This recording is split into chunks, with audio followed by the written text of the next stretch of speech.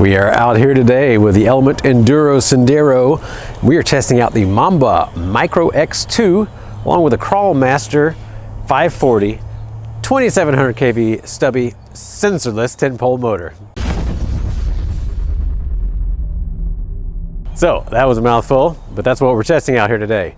Let's do the usual. We're running 3-cell LiPo with this 2700 kV motor. It is a 10-pole sensorless on this Micro X2.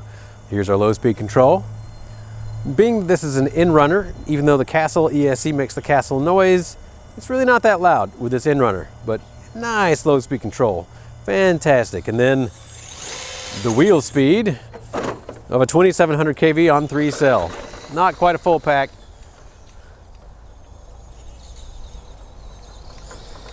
Yeah. All right. Plenty of wheel speed. Plenty of wheel speed. And I do believe I have programmed this like a normal Castle. We will do a special programming video just for this one, but otherwise, you know, it's essentially brake curves, full drag brake, all the normal things that we would want to do with a Castle. All right, so once we get loaded down, this is sensorless. You can see it shuddering just a little bit, giving us that force feedback that the Castle normally does. I just give it just a teeny bit more throttle. Just a teeny bit more throttle, and well, now we got wet shoes now too. That's not gonna help us out. It's gonna be a little harder to get up there. Let me try this a little bit better, a little lined up a little better. Maybe it'll walk up. There we go.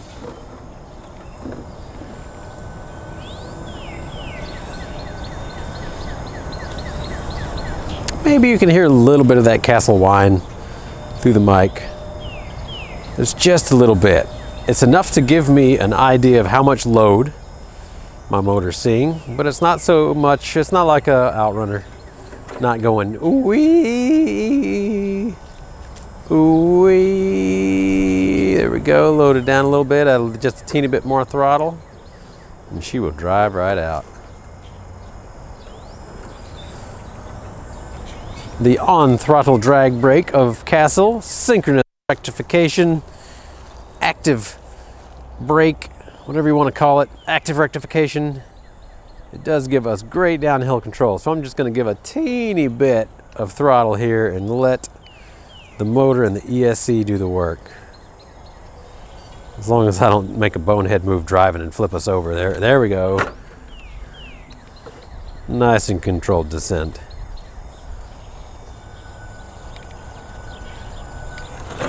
Whoop.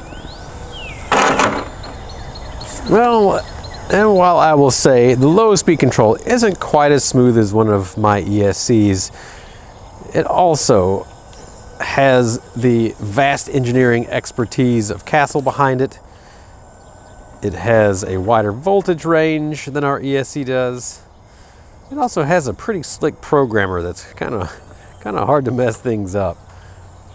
It is never a bad idea to choose and support Castle, in my opinion. They're a pretty good engineering company.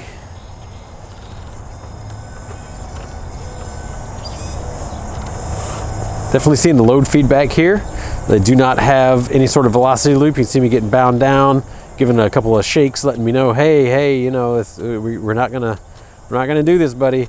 So give it a little bit more throttle, and it just kind of rolls through. I am gonna have to get that tire out of the crack down there. That is my foe on pretty much every single time I try to climb this. Got to get it up and over.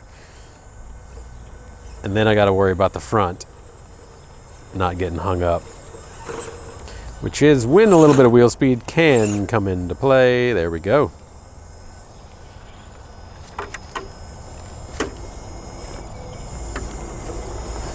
And for being wet, these stock tires are still hooking pretty good. I bet they would hook even better if I wasn't hung up in the center. I see that skid. I see that skid plate. I saw the rock. I swear I know what I'm doing. I'm a professional at this, remember? He says as he flips the rig over sideways. All right, totally meant to do that. I'm totally meaning to get sucked into this crack over here.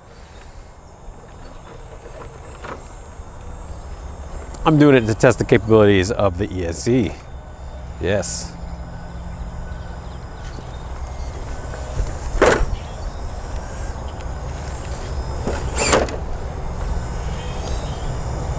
Now the internal BEC on this particular micro is, I believe, 2 amps. It is adjustable on voltage. But at 2 amps, you're not going to be powering a big servo by any means. However, it is enough for a radio, probably a micro servo, and you could run a direct power servo and avoid the addition of an external BEC. However, if you are running something that is more powerful and it runs on 7.4 or 8.2 volts or whatever you're running these days, you will want an external BEC, you know, a 500 ounce inch plus servo at low voltage, 2-cell LiPo equivalent. You will want an external BEC on this particular ESC. It doesn't have the cojones on the internal BEC. Yes. Nice and controlled. Really good low speed control. Honestly, it would be a better match to be running an 1800 kV motor for this rig, for the wheel speed that I would need. But this is all about torture testing. I'm out here testing. Although I've tested this ESC plenty, I'm really just out here having fun. But in the sense of, and for the sake of nice, hard testing and having tons of fun, then a little more kV is only a bad thing for the ESC. It's usually not a bad thing for crawling until your finger gets too twitchy to handle it.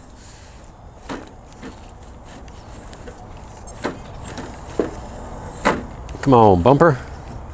Get it, get. That front bumper's just, boop, there we go. Clear. Oh yeah. Great low speed control, as you would expect from a Castle. Very good torque modulation.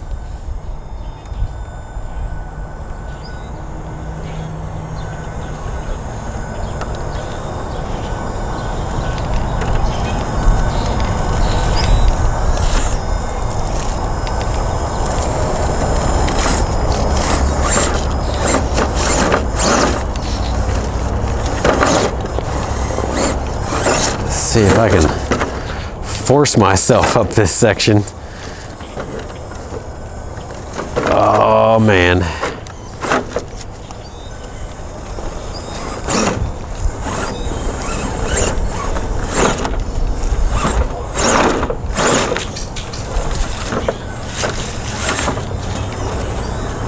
There it is.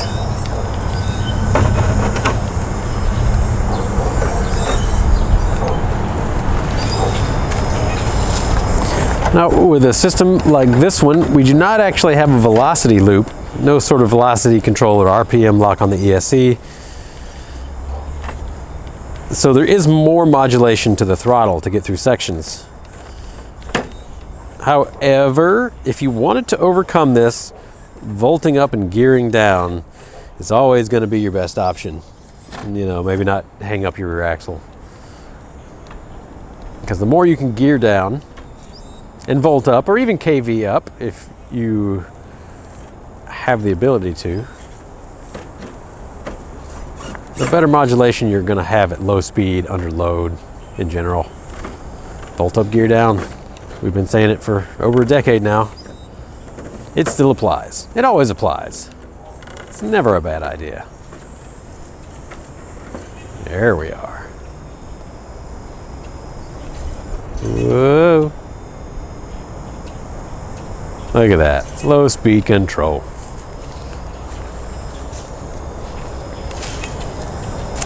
Now, I don't know where I'm going off the edge of this rock. I guess we could see if we can just slide through here.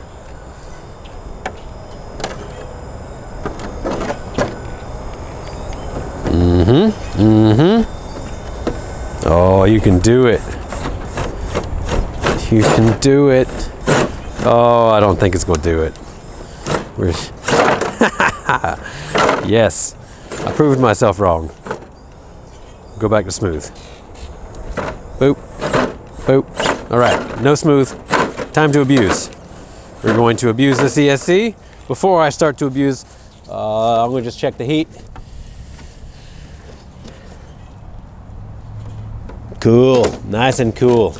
Not quite as cool as a cucumber, but nice and cool. I'll check my motor. Also nice and cool. As you would expect from Castle, extremely efficient in all sorts of loads. All right, now time to abuse a little bit.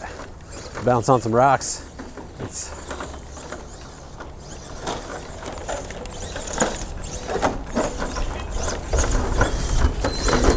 Oh yes, again, don't try this at home. Don't recommend it. I do recommend that you stick to 3-cell LiPo Max for a 2700 kV motor. Definitely. Whee! Oh dear, oh dear. When I sell this truck, this is gonna be one of those trucks, oh, Grandma only went to church. This is how Grandma gets to church though. Grandma only went to church on Sundays and Wednesdays. It was a Sunday driver. Now, they didn't tell you what kind of driver Grandma was, did they? Yeah, she's still cool. Billet housing on this. It has lots of ways to heat sink. It's obviously going to be efficient coming from Castle. They spend a lot of time getting their switching to be efficient. Good times, good times. More wheel speed than we need. So, 2 thumbs up for me. Even though this isn't the first time I'm testing it, it's doing great on the rocks. There's no surprises. The noise level is nice and low with this sensorless in-runner. It would also be the same with the censored in-runner. This would work perfectly with a Polar Pro, of course. Also works great with our CrawlMasters. Also works great with the revolvers, but it does have that Castle noise, which some of you may not appreciate. Let me know in the comments what you think about that Castle noise. Do you like it for audible feedback of your load, or do you not like it? Do you want to only hear your rig on the rocks? You know, the tire noise or the body noise or whatever noise you might be able to hear. Yes. But definitely 2 thumbs up for me. Great new product release from Castle. Can highly recommend it. We will be carrying it in the store because it is that good. And yeah, I'll just call it there. Thanks as always for tuning in. If you do have any questions, leave them down below. Do my best to get to them. And have a great day.